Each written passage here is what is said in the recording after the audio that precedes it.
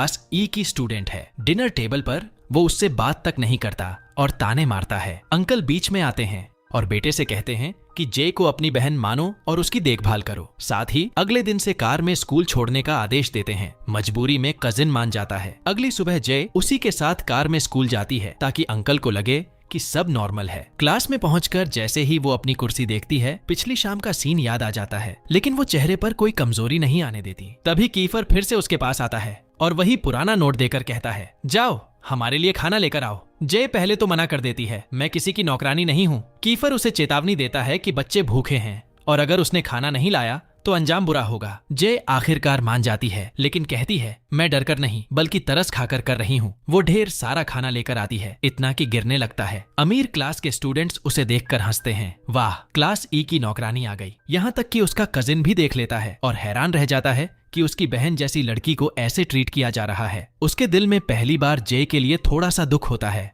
जैसे ही जे खाना लाती है, सारे भूखे उस पर टूट पड़ते हैं और पल भर में खाना गायब हो जाता है। लेकिन अब जे को इन सब की आदत सी हो गई है। इस बार वे जे को साथ बैठकर खाने का मौका देते हैं और जे खुशी खुशी मान जाती है। खाना खाते समय साफ नजर आता है कि क्लास ई अब धीरे धीरे जे को अपनाने लगी है। यहाँ तक कि कीफर और यूरी भी। तभी टीचर क्लास में एंट्री करती है और जे का पूरा नाम लेकर बुलाती है। ये सुनते ही स्टूडेंट्स चौंक जाते हैं, क्योंकि उन्हें पता चलता है कि उसका कजिन एरिस उन्हीं रिच स्टूडेंट्स में से एक है। उसी पल से सबकी नजरें बदल जाती हैं, लेकिन जे को समझ ही नहीं आता कि अचानक लोग उसका रवैया क्यों बदल गए। वो बात करने की कोशिश करती है, लेकिन कोई जवाब नहीं देता। उल्टा उसके हाथ से खाना भी लेने से मना कर देते हैं। इधर क्लास के कुछ स्टूडेंट्स उसकी पर्सनल लाइफ खंगालने लगते हैं। एक हैकर स्टूडेंट उसकी पुरानी स्कूल की न्यूज निकालता है और सबको दिखाता है कि जे वहाँ कितनी शरारती थी। यहाँ तक कि उसने एक लड़के को अस्पताल पहुंचा दिया था, सिर्फ इसलिए क्योंकि उसने उसे छेड़ा था। फिर अचानक दूसरा स्टूडेंट न्यूज लाता है कि जय का बचपन बहुत दर्दनाक था।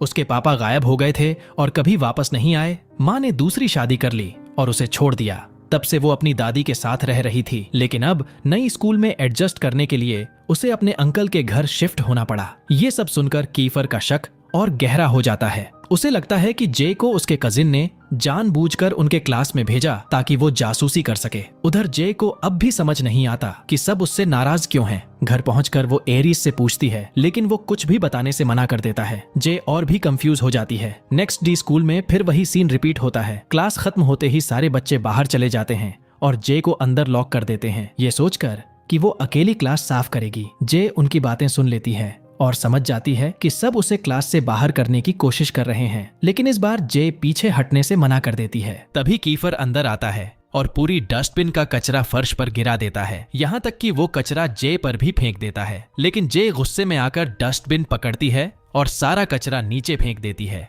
कहती है, अगर मैं साफ करूंगी तो तुम भी करोगे। दोनों के बीच झगड़ा शुरू हो जाता है। इतने में यूरी एंट्री मारता है, क्योंकि उसे डर है कि कीफर मारपीट न शुरू कर दे। वो कहता है, अगर प्रिंसिपल को पता चल गया तो दोनों स्कूल से बाहर हो जाओगे। उसकी बात सुनकर कीफर मजबूरी में अपना अहंकार छोड़कर जे के साथ सफाई करने लगता है। जे को पहली बार लगता है कि उसने कीफर को सही मायने में हरा दिया है। नेक्स्ट डे जे अपने कजिन की कार में बैठकर स्कूल जाती है, लेकिन बीच रास्ते में CIN दिखाई देता है। जय तुरंत कार से उतर जाती है और उसके साथ चलने लगती है। वो नोटिस करती है कि CIN के चेहरे पर चोट के निशान हैं। पूछने पर वो बताता है, वो लड़के जिनसे सुबह झगड़ा हुआ था वो सब मुझ पर टूट पड़े। मैं अकेला था तो हार गया। जय उसे सब कुछ बता देती है कि क्लास में क्या क्या हुआ और कैसे सबने उससे मुंह मोड़ लिया। फिर वो डरते डरते पूछती है, क्या तुम भी मुझे छोड़ दोगे? CN मुस्कुराकर कहता है, अगर कोई मुझसे पूछेगा तो मैं बोल दूंगा कि मुझे पता ही नहीं था कि तुम एरिस के साथ रहती हो और मैं तो तुम्हारा साथ नहीं छोड़ूंगा। जय का दिल पहली बार हल्का हो जाता है। दोनों साथ में क्लास में एंट्री करते हैं, लेकिन अंदर का माहौल और भी शॉकिंग होता है। कीफर एक बॉक्सर स्टूडेंट से भिड़ रहा होता है। शर्त ये थी, जो जीतेगा वही क्लास का नया लीडर बनेगा। लड़ाई इतनी जबरदस्त थी कि क्लास का माहौल पूरी तरह बदल गया। जे को गुस्सा आता है और वो जोर से चेयर पटककर सबको रोक देती है। फिर वो कहती है, इस तरह लड़ाई करके क्यों डिसाइड कर रहे हो? सही तरीका है इलेक्शन, वोटिंग होगी और जो जीतेगा वही लीडर। सबको उसका आइडिया अच्छा लगता है